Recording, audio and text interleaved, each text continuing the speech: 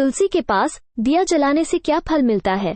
एक बार माता लक्ष्मी भगवान विष्णु से पूछती है, हे स्वामी, तुलसी के पास दीपक जलाने का क्या महत्व है और रोज शाम को तुलसी के पास दीपक क्यों जलाया जाता है, इससे मनुष्य को कौन सा फल प्राप्त होता है। तुलसी के पास दीपक जलाने की विधि क्या है तथा दीपक जलाते समय कौन से मंत्र का उच्चारण करना चाहिए, कृपया आप मुझे विस्तार से बताइए। तब भगवान विष्णु कहते हैं, हे देवी, आज आपने समस्त मानव जाति के कल्याण के लिए बहुत ही महत्वपूर्ण प्रश्न किया है। आपके इस प्रश्न का उत्तर देने से पूर्व मैं आपको एक प्राचीन कथा सुनाता हूँ, जिससे आपको सभी प्रश्नों के उत्तर मिल जाएंगे। इसलिए आप इस कथा को ध्यान पूर्वक सुनिए। इस कथा को ध्यान से पूरा सुनने मात्र से ही मनुष्य को 100 वर्षों तक तुलसी के पास दीपक जलाने का पुण्य प्राप्त होता है। फिर माता लक्ष्मी कहती हैं, हे स्वामी, मैं इस कथा को सुनने के लिए उत्सुक हूँ, कृपया आप इस कथा को सुनाना प्रारंभ कीजिए। तब भगवान विष्णु माता लक्ष्मी को वो कथा सुनाने लगते हैं। हे देवी, पूर्व काल की बात है। दक्षिण दिशा में तुंगभद्रा नाम की एक बहुत बड़ी नदी है। इस नदी के किनारे पर हरिहरपुर नाम का एक अत्यंत सुंदर नगर बसा हुआ था। उसी नगर में काशी नाम के एक ब्राह्मण निवास करते थे। वे अत्यंत गुणवान, चरित्रवान, धर्म कार्य करने वाले तथा वेदों के मार्ग पर चलने वाले थे। उन्होंने समस्त शास्त्र का अध्ययन किया हुआ था। उस ब्राह्मण की एक पत्नी थी, जिसे लोग दुराचार कहकर पुकारते थे, क्योंकि उसके कर्म ही उसके नाम के अनुसार थे। वो सदैव ही अपने पति को अपमानित करती थी। वह अपने पति के लिए कुवाच्य कहती थी, पति को भयंकर दुख देती थी, पति के लिए कभी भोजन नहीं बनाती थी। उसने अपने पति के साथ कभी शयन नहीं किया, कभी उसके साथ प्रेम से व्यवहार नहीं किया। पति के मित्र, परिवार के लोग घर पर आते तो वो स्त्री उनको अपमानित करके भगा दिया करती थी और स्वयं काम भाव से उन्मत्त होकर निरंतर अन्य व्याभिचारिणी स्त्रियों के साथ घूमा करती थी। उसका मन पति को छोड़कर पराये पुरुषों में लगा रहता था। उसने कभी अपने पति से प्रेम से बात नहीं की, किंतु पराये पुरुषों के संग बैठकर बातें करती थी। पराये पुरुषों को मोहित करने के लिए सज धज कर गांव में घूमने जाया करती थी। कभी वह वन में किसी वृक्ष के नीचे खड़ी रहकर सुंदर पुरुषों की राह देखने लगती और किसी दुष्ट पुरुष को मोहित करके उसके संग भोग विलास किया करती थी। फिर एक दिन वो दुराचारिणी स्त्री वन में जाकर एक वृक्ष के नीचे खड़ी हो गई। उसका चित्त काम से भरा हुआ था। वो किसी सुंदर कामी पुरुष की राह देख रही थी, किंतु बहुत समय निकलने के बाद भी उस स्थान पर कोई पुरुष नहीं आया। इसलिए वो अत्यंत दुखी हो गई और प्रियतम की खोज में इधर उधर देखने लगी। उस दिन उसका सारा परिश्रम व्यर्थ हो गया। वहाँ पर खड़ी होकर वो नाना प्रकार की बातें कहकर विलाप करने लगी। हाय हाय, आज तो इस मार्ग से कोई भी सुंदर पुरुष नहीं आया। अब मैं कैसे अपने काम वासना को शांत करूं? आज की रात कैसे बीतेगी? वो जोर जोर से विलाप करने लगी। उस जंगल में एक भयानक बाघ निवास करता था। उस पापिनी स्त्री की आवाज सुनकर वो जाग गया और उछलकर उस स्त्री का भक्षण करने के लिए उसके पास आ गया। उस भयंकर बाघ को देखकर उस स्त्री के पसीने छूटने लगे। वो भय से थर थर कांपने लगी। वह स्त्री कुछ करती, इतने में ही उस बाघ ने अपने पंजे से उसे घायल कर दिया और वह स्त्री जमीन पर गिर पड़ी। जमीन पर गिरते ही वह स्त्री चिल्लाते हुए बोली, अरे बाघ, तू किस लिए यहाँ पर आया है? मुझे क्यों मार रहे हो? मैं यहाँ पर अपने प्रियतम को खोज रही हूँ। तुम मुझे छोड़ दो। मेरा भक्षण करके तुझे क्या मिलेगा? उस स्त्री की यह बात सुनकर वो भयानक बाघ क्षण भर के लिए रुक गया और हंसते हुए बोलने लगा, हे दुष्टा, आज विधाता ने तुझे मेरा ग्रास नियुक्त किया है। तुझ जैसी पापिनी स्त्रियों का भक्षण करना ही मेरा काम है, तभी तुझे इस शरीर से मुक्ति मिलेगी। वो स्त्री कहने लगी, हे बाघ, तुम कौन हो? मुझे सच सच बताओ, तुम्हें किस कारण से बाघ की योनि में जन्म लेना पड़ा और तुम मुझ जैसी स्त्रियों का भक्षण क्यों करते हो?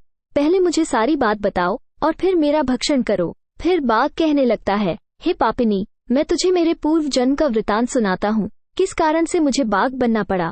पूर्व काल में दक्षिण देश में एक नदी थी। उस नदी के तट पर एक नगरी बसी हुई थी। उस नगरी में मैं निवास करता था।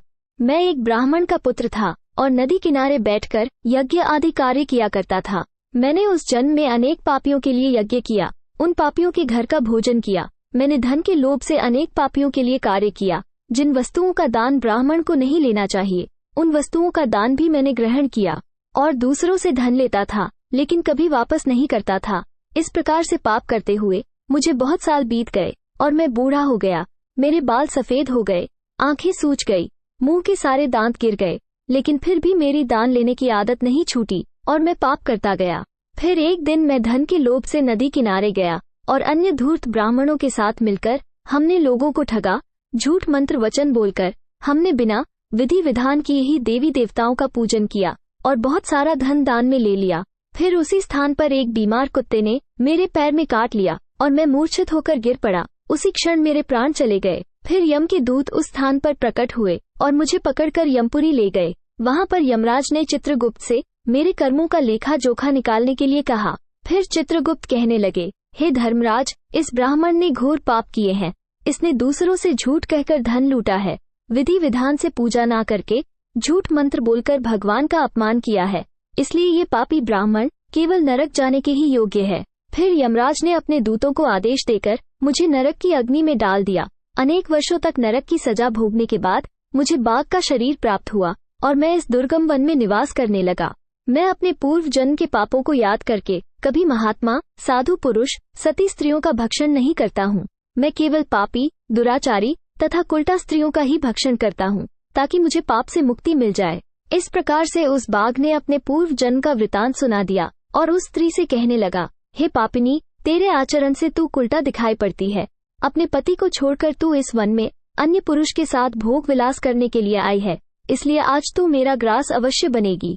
इतना कहकर उस बाघ ने अपने तीक्ष्ण नाखून से उस पापी स्त्री के टुकड़े टुकड़े करके उसे खा लिया। फिर उस स्थान पर यम के दूत प्रकट हुए और उस पापिनी स्त्री को उठाकर यमपुरी ले गए। वहां पर उसे यमराज के सामने खड़ा किया गया। फिर चित्रगुप्त ने उस स्त्री का लेखा जोखा निकालते हुए यमराज से कहने लगे, हे धर्मराज, ये स्त्री तो अत्यंत पापिनी है। इसने घोर पाप किए हैं। इसने व्यभिचार किया है।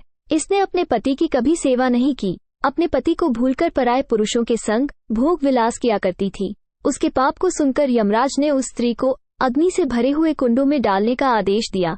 अनेक वर्षों तक उसे उस कुंड में पकाया गया। फिर उसे निकालकर दूसरे नरक में डाल दिया गया। इस प्रकार से उसे अनेक वर्षों तक अलग अलग नरकों में डाला गया और नरकों में डालने के बाद वो महापापी स्त्री पुनः पृथ्वी लोक पर आकर चांडाल के रूप में उत्पन्न हुई। चांडाल के घर में जन्म लेकर वह फिर से अनेक पाप करने लगी, व्याभिचार करने लगी, अनेक पापी पुरुषों के संग विहार करने लगी। कुछ समय बाद पूर्व जन्म के पापों के कारण उसे कोढ़ का रोग हो गया और वह भयानक पीड़ा सहन करने लगी। उसका अंग अंग जलने लगा, उसके नेत्रों में पीड़ा होने लगी। इस दुख को सहन करती हुई वो दिन बीताने लगी। फिर एक दिन वह तीर्थ में स्नान करने के उद्देश्य से अनंतपुरा में चली गई। वहां पर वह एक आश्रम के बाहर निवास करने लगी। वहां उस आश्रम में एक तुलसी का पौधा था। अन्य स्त्रियों को वहां पर तुलसी के पास दीपक जलाते हुए देखकर उस पापी स्त्री ने भी वही किया। उसने तुलसी के पौधे के पास एक दीपक जला दिया। फिर उसी रात हृदयघात से उसकी मृत्यु हो गई और यमराज के दूत उसे ले जाने के लिए वहां पर प्रकट हुए। जैसे ही यम के दूत उस पापी स्त्री को पाश में बांधकर ले जाने लगे, तभी भगवान विष्णु के दो पार्षद उस स्थान पर प्रकट हुए और उन्होंने उन दोनों को रोक लिया और कहने लगे, हे दूतों, इस स्त्री को तुम छोड़ दो। ये स्त्री नरक जाने के योग्य नहीं है। तुम किसके आदेश से ऐसा अधर्म कर रहे हो? फिर यम के दूत कहने लगे, हे पार्षदों, हम यमराज के आदेश से इस पापी स्त्री को उठाकर ले जा रहे हैं, किंतु आप हमें किस कारण से रोक रहे हैं? ये स्त्री अत्यंत पापी है, इसे नरक में ले जाने की आज्ञा मिली है। फिर पार्षद कहने लगे, हे दूतों, ये स्त्री तो विष्णु भक्त है, यह नरक जाने योग्य नहीं है। इसने शाम को तुलसी के पास दीपक जलाया है, इसी कारण से इसके समस्त पाप नष्ट हो गए हैं।